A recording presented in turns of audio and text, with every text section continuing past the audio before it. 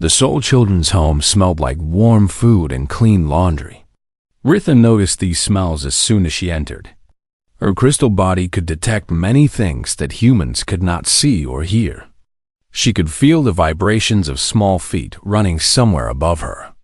She could hear whispered voices behind walls. A woman met them in the entrance hall. She was smaller than Yuna, with short hair and kind eyes. She wore a green sweater with a picture of a tree on it. Ritha found this very strange. "Welcome," the woman said, bowing. "I am Jie. I take care of the children here." Caretaker Jie has worked at this home for 15 years, Yuna explained. She knows every child by name. Jie smiled shyly at the aliens. Ritha could see that she was nervous. Many humans became nervous around Vallani. Their crystal bodies and cold voices made people uncomfortable. "The children are very excited," Jihei said. "They have never seen visitors from space before." "We are not here to entertain children," Ritha said sharply. "We are here to observe your tree ritual." If Jihei was hurt by these words, she hid it well. "Of course. Please, follow me. The main hall is being prepared now." They walked through clean corridors. The walls were covered with children's artwork. Ritha saw paintings of families' stick figures holding hands under yellow suns. Many of the paintings showed houses with smoking chimneys and gardens full of flowers. "These children paint families they do not have," Ritha observed. "That seems cruel." Jie stopped walking. She turned to face the ambassador. "They paint families they dream of having. Families they hope will come for them someday. And do these families come?" Jihee's smile became sad. "Sometimes. Not always. Not often enough." They continued walking until they reached a large room. The main hall had high ceilings and big windows. Sunlight came through the glass, making patterns on the wooden floor. Workers were moving furniture to one side, creating an empty space in the center. "This is where the tree will go," Jie explained. Karan began recording immediately. He walked around the room, pointing his device at everything. "Fascinating primitive gathering space," he said into his recorder. "Humans prepare for their vegetation sacrifice ritual." Several children peeked through a doorway. They were young, maybe 5 or 6 years old. Their eyes were wide with curiosity and a little fear. "The small humans are watching us," Ritha said. Jie smiled. "They have never seen anyone like you before. To them, you are like something from a dream." One of the children, a little girl with hair in 2 braids, whispered loudly to her friend. "Her skin is like ice, like a princess from a fairy tale." Ritha heard this with her sensitive crystal ears. She was not sure how to feel about being compared to a fairy tale princess. More workers arrived. They carried boxes full of decorations, balls of colored glass, strings of lights, golden ribbons. Karan recorded everything, making comments that he thought only Ritha could hear. "Observe the ritualistic objects," Karan said. "Spherical items of no practical purpose. Electrical strings that serve no function except light production. A clear waste of resources for a species that claims to value efficiency." But Karan was wrong about who could hear him. A young boy stood near the doorway, partially hidden behind the wall. His name was Do-hyun, and he was 7 years old. He had big ears that heard everything, and a heart that felt everything deeply. Do-hyun understood the alien's words. He had learned some English from the older children. And he understood that these space visitors were making fun of his home. Making fun of the tree that he had been waiting all year to see. His small hands made fists at his sides. He wanted to say something. He wanted to tell the crystal man that the decorations were not useless, that the lights were not a waste. But he was just a boy, and they were important visitors from space. And Jie had told all the children to be quiet and polite, so Do-hyun stayed silent. But his face showed his hurt. A truck arrived outside. Through the windows, Everyone could see workers unloading something large. It was the tree, a massive pine that stood 3 meters tall. Its branches were thick and full, despite being cut from its roots. The smell of pine filled the air, even inside the building. "The sacrifice arrives," Corinne announced, still recording. "A large specimen. Notice how the humans have murdered it in its prime growing years." The trunk indicates it was approximately 12 years old before they killed it. Ritha walked closer to the window. 12 years of growth destroyed in moments. And for what? Decoration? It appears so, Ambassador. The workers brought the tree inside. Children gathered in the hallway, kept back by GA and other caretakers. The young ones bounced with excitement. Even the older children, teenagers who tried to look cool and uninterested, could not hide small smiles. Ritha watched their faces. She did not understand their joy.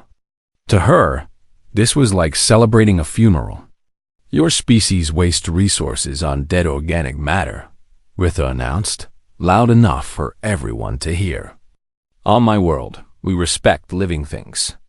We do not cut them down for entertainment." The room became very quiet. Workers stopped moving. Children stopped bouncing.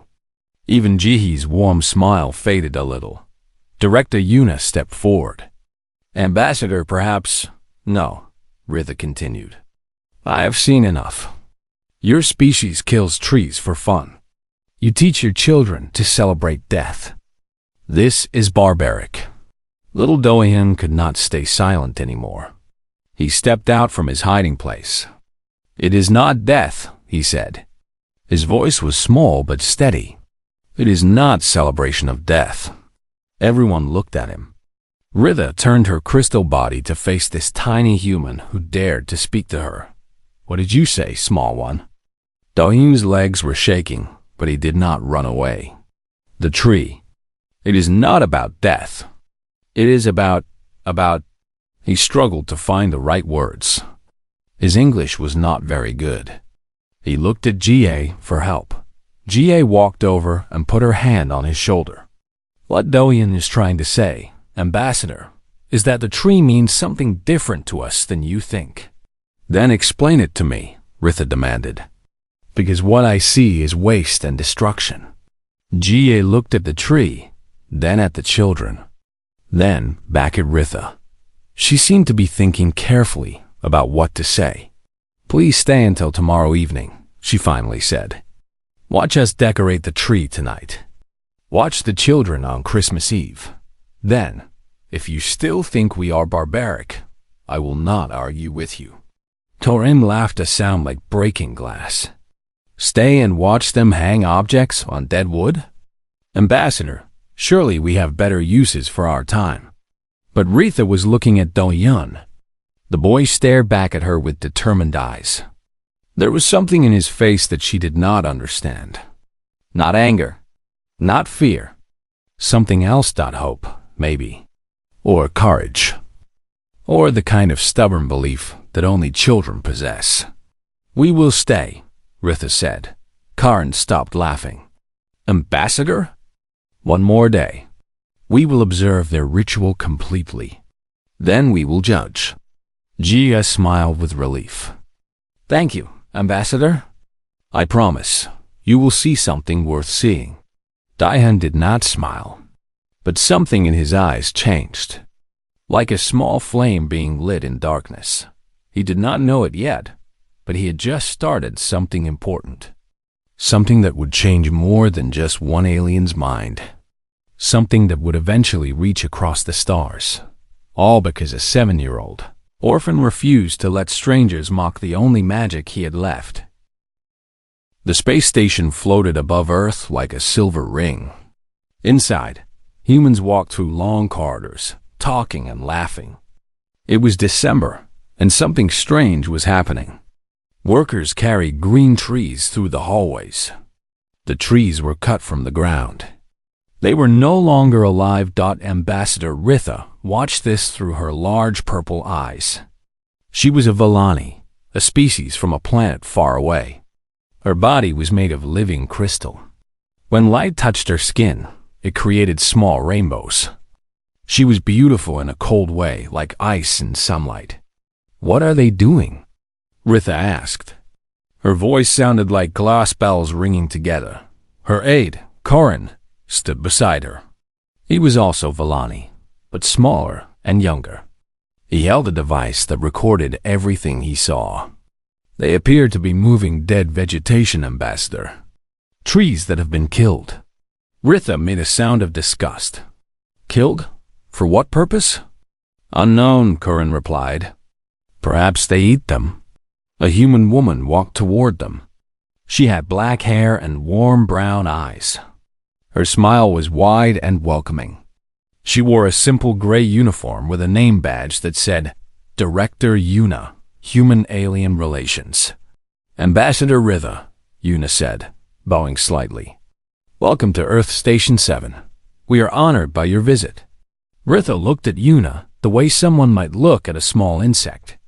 "Yes, I am certain you are." If Yuna noticed the rudeness, she did not show it.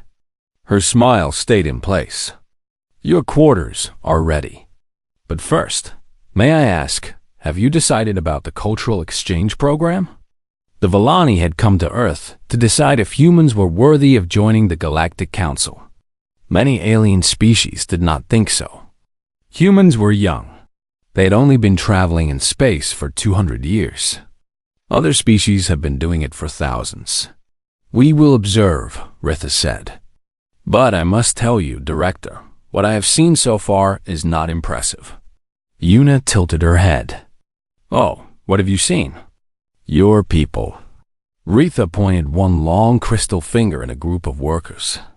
They were laughing as they carried a large pine tree. The tree left a trail of small needles on the floor. They destroy living things and carry the bodies through public spaces. On my world, this would be considered disturbing. Yuna's smile changed. It became softer, more mysterious. "Ah, the Christmas trees. Christmas trees?" Corin repeated, recording the words. "It is a tradition," Yuna explained. "A celebration that happens every year at this time. Families bring trees into their homes and decorate them." Ritha's crystal face showed confusion. "You decorate dead things?" "We bring them inside to honor them. To celebrate life and family and hope. By killing them?" Yuna paused. She seemed to be thinking about how to explain. Finally, she said, "Ambassador, I understand this seems strange. Many things about humans seem strange to other species. But I would like to invite you to see something. A demonstration of what this tradition truly means." "Another demonstration of human barbarism?" Ritha asked coldly. "A visit to the Soul Children's Home," Yuna said. "It is a place on Earth where orphan children live. Children who have no parents, no families. Tomorrow, they will receive their Christmas tree. I think, if you watch, you might understand us better." Ritha was quiet for a long moment. The light passing through her crystal body flickered between blue and green, sign that she was thinking. "Orphans," she repeated. "Children without guardians?" "Yes. How many?" 47. The youngest is 4 years old. The oldest is 17. Corin looked up from his recording device. "Ambassador, this could provide valuable data about human social structures. The way they treat their weakest members tells us much about their civilization." Ritha nodded slowly. "Very well. We will observe these orphan children and their dead tree ritual. But I warn you, Director, I expect to be disappointed." Yuna's smile returned, brighter than before. "I think you might be surprised, Ambassador." The next morning, a small shuttle carried them down to Earth. Ritha had never visited the human homeworld before. She watched through the window as they descended through clouds and saw land and water below. It was a blue and green planet, full of life. This made the tree-killing tradition even stranger to her. The shuttle landed in a city called Seoul. It was winter here, and white snow covered the ground. Ritha did not feel cold. Her crystal body adjusted to any temperature, but she saw humans wrapping themselves in thick clothes. A vehicle took them through busy streets. Ritha saw more dead trees everywhere. They stood in windows and in public squares. Humans had wrapped them in colored lights and hung small objects from their branches. "This madness is everywhere," Ritha observed. Una sat across from her in the vehicle. "In many parts of the world, yes. It is one of our most beloved traditions." "Beloved," Ritha repeated, as if the word tasted bad. "You love destroying nature. We love what the trees represent. And what is that?" Una looked out the window. Her eyes seemed far away, remembering something. "When I was young, my family had very little money. We lived in a small apartment. But every December, my father would bring home a tree. Not a big one. We could not afford big ones. But he would carry it up 5 floors of stairs, and my mother would make hot chocolate, and we would decorate it together." She paused. "Those are some of my happiest memories." Ritha did not understand. Happy memories of a dead plant? Happy memories of being together, of being a family. Una turned back to face the ambassador. "The tree is not the point, Ambassador Ritha. The tree is just a reason to gather, a reason to hope, a symbol of something bigger than itself." The vehicle stopped. They had arrived at the Soul Children's home. It was a large building made of brown brick. The windows had drawings taped to them, pictures made by children, snowmen, stars, trees. Ritha stepped out of the vehicle and looked at the building. Inside were 47 children who had no families. No parents to bring them trees. No mothers to make hot chocolate. "This way," Una said. "I want you to meet someone." They walked toward the entrance. Ritha did not know it yet, but her understanding of humanity was about to change forever. All because of orphan children and a dead tree. And somewhere inside that building, a 7-year-old boy named Do-Yoon was about to teach an alien ambassador the most important lesson she would ever learn. Night came to Seoul. The sky turned dark blue, then black. Stars appeared, tiny points of light above the city. Somewhere among those stars was Ritha's home planet. But right now, she was far from home, sitting in a children's orphanage, waiting to watch humans decorate a dead tree. She did not expect to learn anything. She expected to be bored. She expected to add more evidence to her report about why humans should not join the Galactic Council. She was wrong about all of these things. The main hall had changed since the afternoon. The workers had placed the tree in a large metal stand. It stood in the center of the room like a green giant, its branches reaching out in all directions. Small needles covered the floor around it, filling the air with a fresh forest smell. Karan set up his recording device in one corner. "I will document everything," he said, "for the official report." "Good," Ritha replied. She sat in a chair that Jihei had provided. It was too small for her tall crystal body, but she did not complain. "Where are the children?" "Coming soon," Director Una said. She sat nearby, watching everything with her mysterious smile. The older children helped the younger ones get ready. It is part of the tradition. Ritha did not know what that meant, but she did not have to wait long to find out. The door opened, and children poured into the room. They came in all sizes, tiny ones who could barely walk, medium ones who skipped and jumped, tall ones who tried to act mature but could not hide their excitement.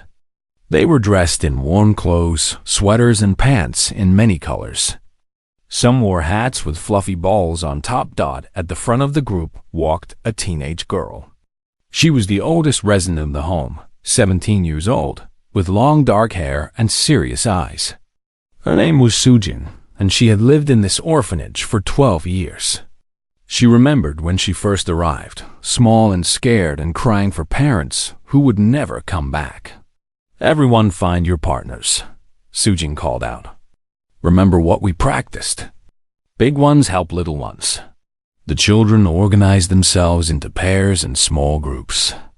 Older children took the hands of younger ones. A 10-year-old boy named Minho picked up a box of decorations. His partner, a 9-year-old girl named Yoonji, carried strings of lights. "Okay," Minho said. "Let's untangle these first." They sat on the floor together and began working on the lights. The strings were twisted and knotted from being stored all year. As they worked, they talked. "Remember last year?" Yoonji asked. "When Taiwu got his head stuck in the tinsel?" Minho laughed. His head looked like a silver ball. Ritha watched them. She noticed something strange. These children had nothing. No parents. No real homes. No certainty about their futures. Yet they laughed and joked as if they had everything in the world. On the other side of the room, little Hana sat alone. She was only 5 years old, the newest resident of the home. She had arrived just 1 month ago, after her grandmother died. She was too young to understand why she had no family now. She only knew that she was lonely and scared most of the time. In her small hands, she held a paper star. She had made it herself, cutting and folding for hours until it was perfect. The paper was yellow, like sunshine, and she had drawn a smiley face on it with a crayon. Sujin noticed Hannah sitting alone. She walked over and knelt down beside the little girl. "That is a beautiful star," Sujin said, gently. Hana looked up at her. "I made it for the tree, but I do not know where to put it." "Wow," Sujin said. "The most special decorations go at the very top. Do you think your star is special enough?" Hannah's eyes grew wide. "The top? Really? Really? But you have to wait until the end. The star always goes last. It is the final touch that makes everything complete." Hannah hugged her paper star tightly. A small smile appeared on her face, the first real smile she had shown since arriving at the home. Ritha saw this moment. She did not understand it, but something about it made her crystal body flicker with strange light. Meanwhile, Jie gathered everyone's attention. "Time to start decorating. Remember, every decoration has a place. Every ornament matters. Just like every one of you matters." The children cheered. They rushed toward the tree with their boxes and bags. But they did not push or fight. The older ones made sure the younger ones got to participate. They lifted small children up to reach higher branches. They shared decorations instead of keeping the best ones for themselves. Do-yun, the boy who had spoken to Ritha earlier, approached the alien ambassador. He was nervous, but he had been thinking all afternoon about what he wanted to say. "Ambassador lady?" he said quietly. Ritha looked down at him. "Yes, small one?" Do-hyun held out a paper ornament. It was shaped like a round ball, colored with red and green markers. "This is for you. I made it today." Ritha did not take it. Why would I want paper covered in colored chemicals? Do-hyun did not give up. Because making things for others is how we show we care. Even if the thing is small. Even if it is not perfect. Horan laughed from his corner.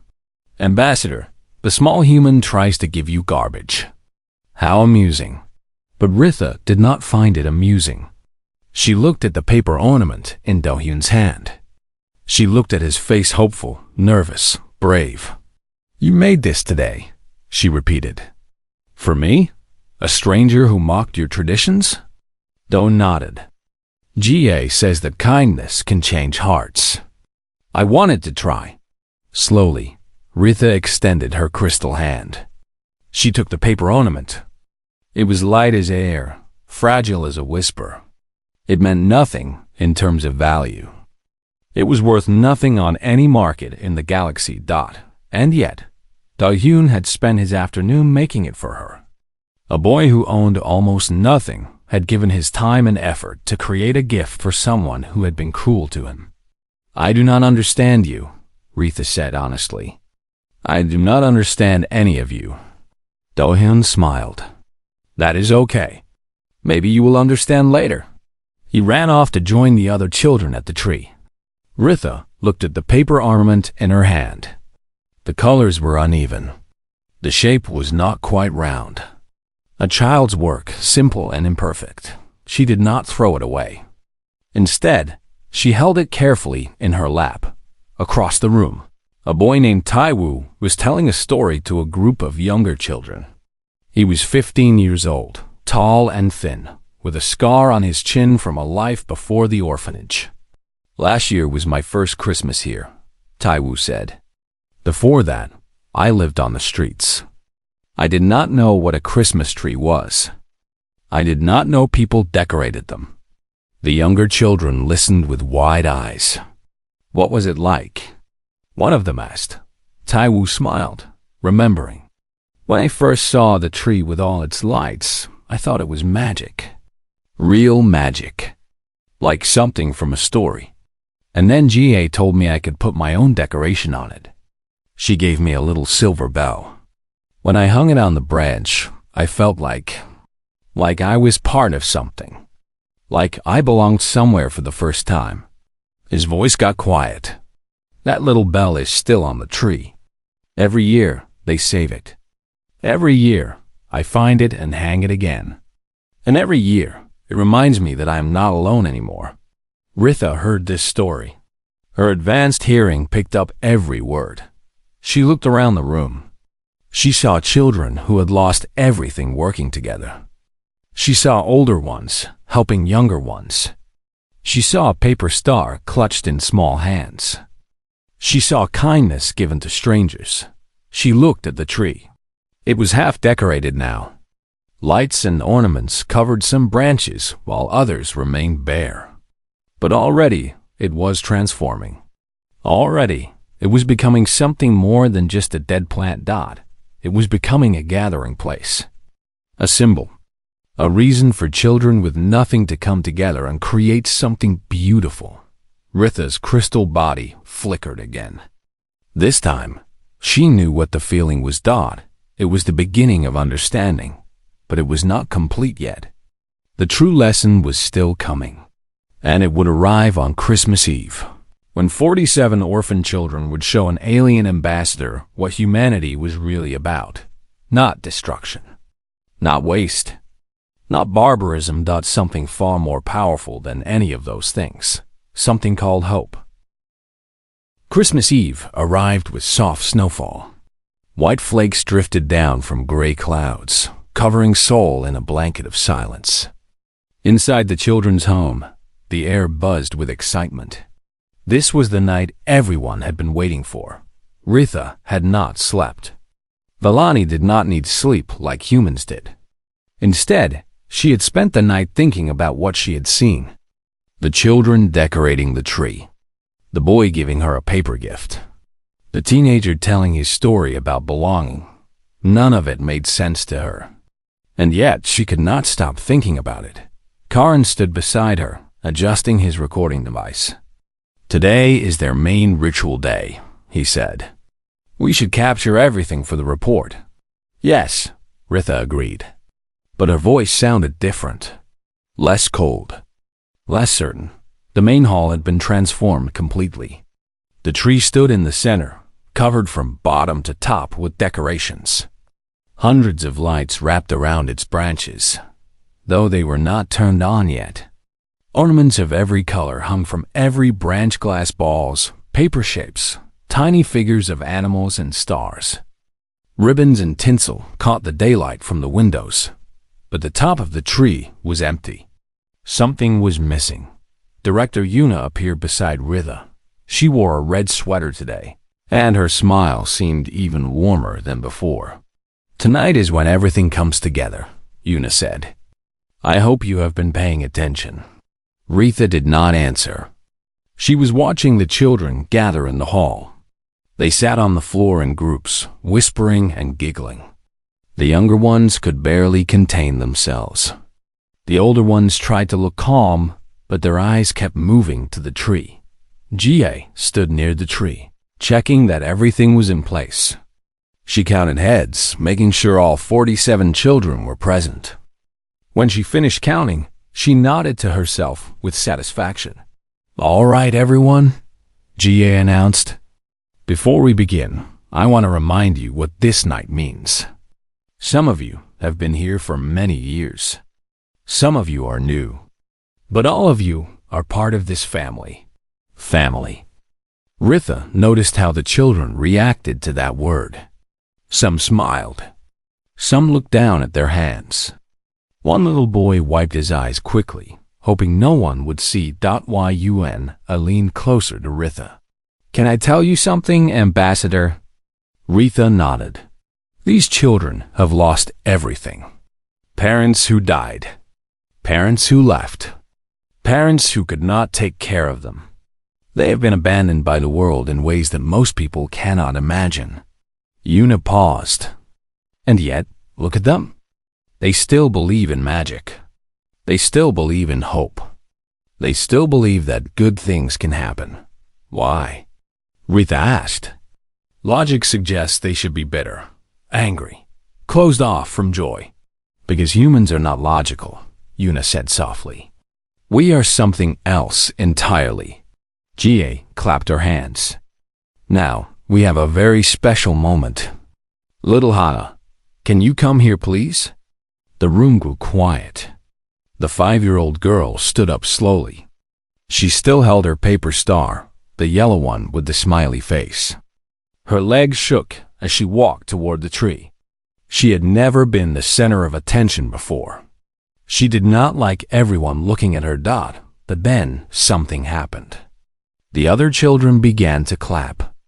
Softly at first, then louder. They cheered for her. They called out her name. "Go, Hannah!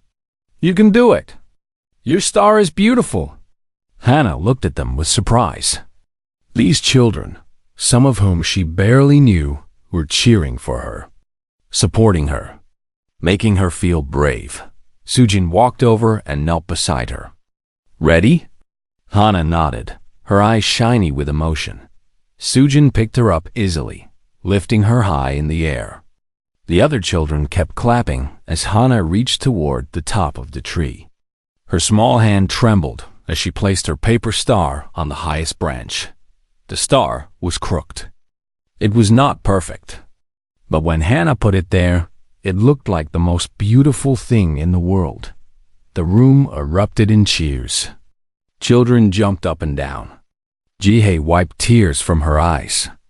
Even director Yuna's calm expression broke into a wide, emotional smile.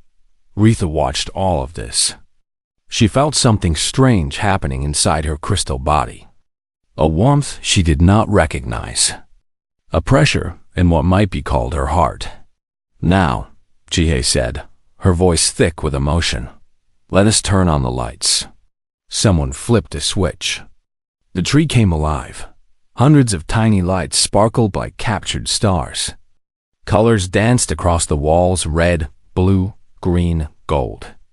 The ornaments reflected the light, creating patterns that moved and changed. The paper star at the top seemed to glow with its own inner light. The children gasped. Even the ones who had seen this before. Even the teenagers who tried to act cool. Every single person in that room stopped and stared at the beautiful tree. And then the children began to sing. Ritha did not know the song.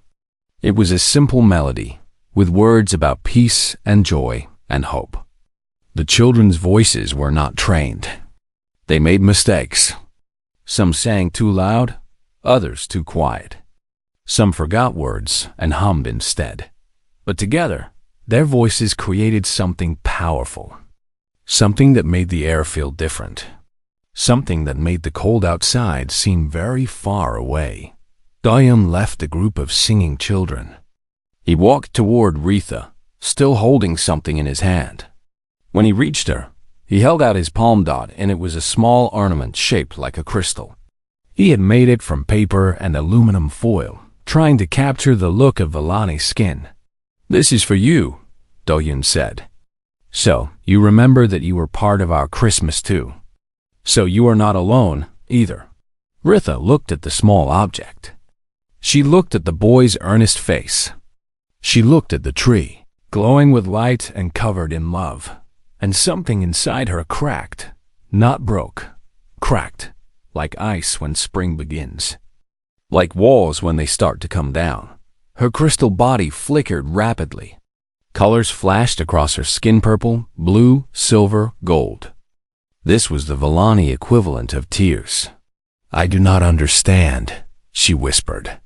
"This tree was cut from the ground. It will never grow again. It is dead. How can something dead create so much life?" Director Yuna stepped forward.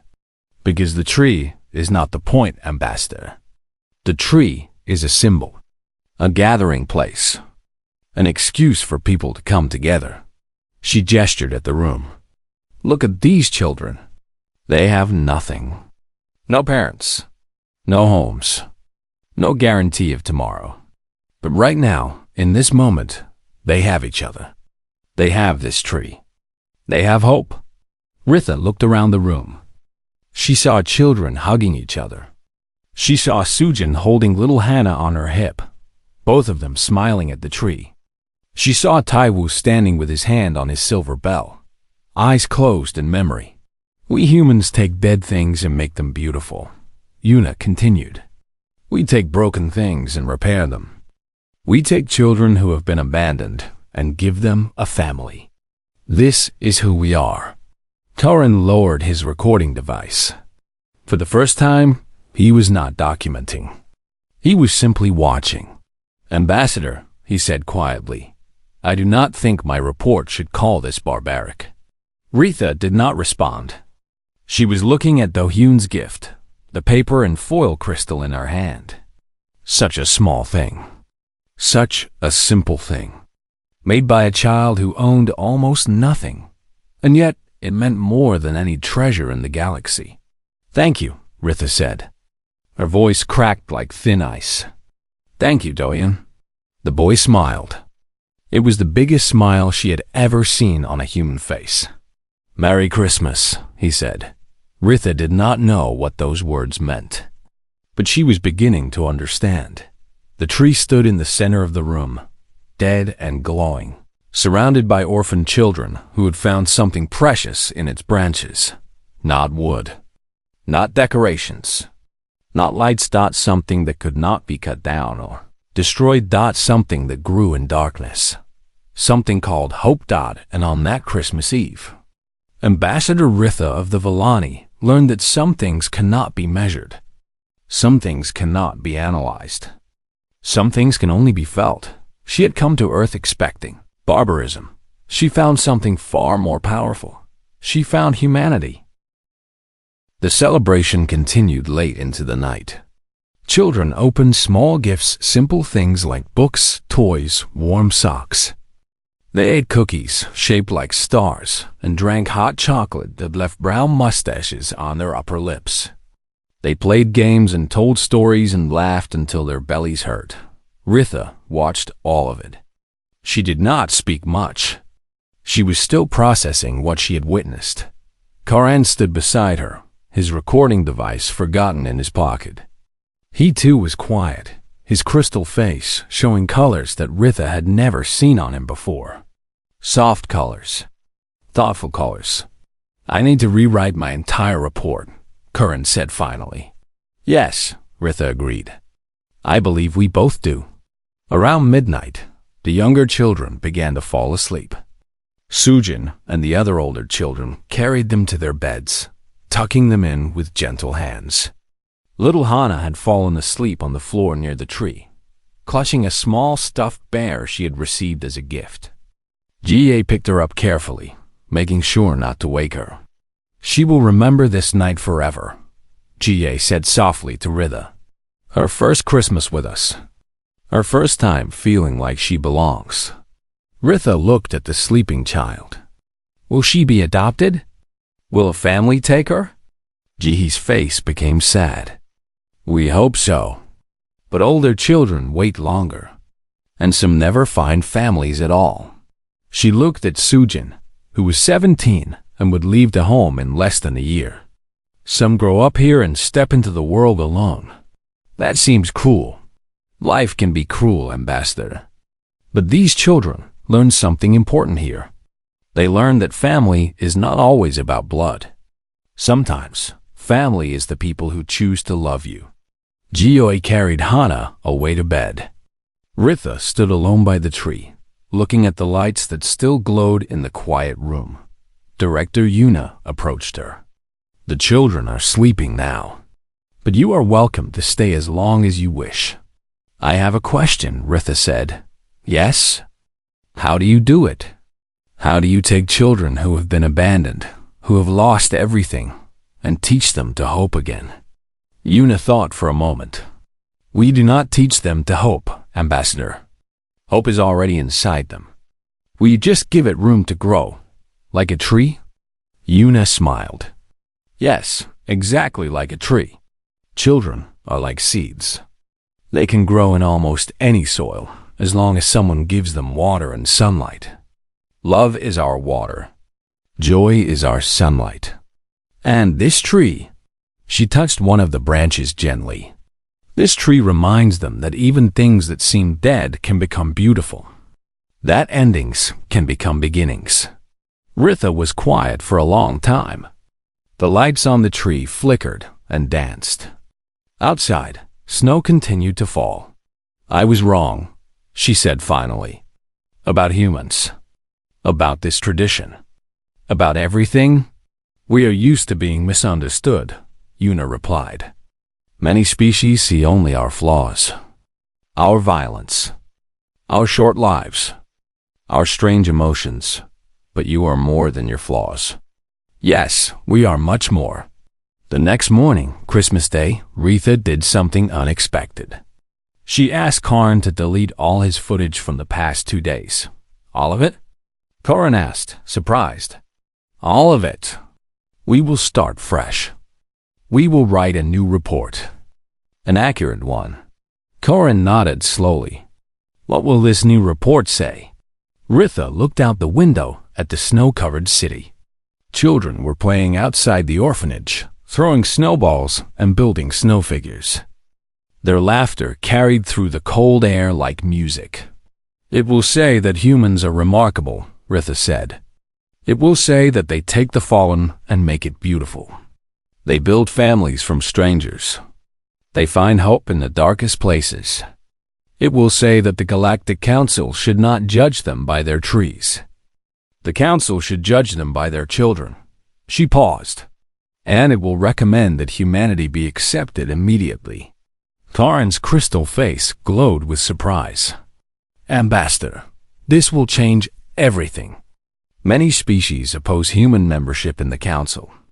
Then, we will show them what I have seen. We will bring them to places like this. Let them meet children like Do-hyun and Hannah. Let them see what humans truly are. Before leaving Earth, Ritha did one more thing. She returned to the main hall where the tree still stood. Its lights now off, but its decorations still shining in the daylight. She asked Ga for a small tree, a tiny one that could fit on her ship. A tree? Ga asked. For your spaceship? Yes, I want to bring this tradition back to my people. I want to show them what you have shown me. Gia smiled, her eyes filling with tears. I think that is wonderful, Ambassador. The children gathered to say goodbye. They had made cards for the alien visitors, paper hearts and stars with messages written in careful, crooked letters. Do-hyun gave Ritha another gift, a photograph of the whole group standing in front of the tree. So you do not forget us, he said. Ritha knelt down to his level. Her crystal face was close to his small human one. I will never forget you, Do-hyun. You taught me something that all my years of learning never could. What did I teach you? That kindness is stronger than mockery. That hope is stronger than logic. And that a dead tree. She looked at the magnificent Christmas tree behind him. A dead tree can hold more life than a living forest. She touched his cheek gently with her crystal finger. Thank you, little teacher. The Villani delegation left Earth that afternoon. Their ship rose through the clouds and into the blackness of space. Inside, a small pine tree sat in the observation room, decorated with paper ornaments made by orphan children. 6 months later, the Galactic Council voted to accept humanity as a full member. The vote was not even close. Ritha's report had been shared across 1,000 worlds, and delegates from many species had visited Earth's children's homes to see the Christmas tradition for themselves. A year after that, something amazing happened. The first interstellar Christmas was celebrated on 17 different planets. Alien species brought trees, or their equivalent, into their homes. They decorated them with lights and ornaments. They gathered with family and friends, and on Earth. At the Soul Children's home, little Hannah, now 6 years old, placed another paper star on top of the tree. This time, a holographic message played beside it, a greeting from Ambassador Ritha and the children of the Villani homeworld. "Merry Christmas," Ritha's voice said through the hologram, "to our family across the stars." Dohyun, now 8 years old, watched the message with tears in his eyes. He had not been adopted yet. He might never be adopted. But looking at that hologram, seeing the alien ambassador who had once mocked his traditions, now celebrating them, across the galaxy, he did not feel alone.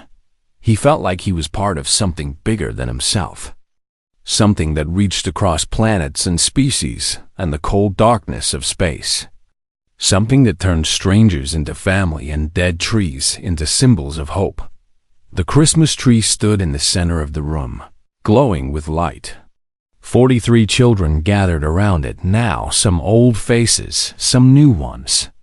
They sang songs that traveled through the windows and into the winter sky, rising higher and higher until maybe, just maybe, they reached the stars, and somewhere out there, alien children were learning the words, because that is what hope does. It spreads, it grows, it transforms dead things into living beauty.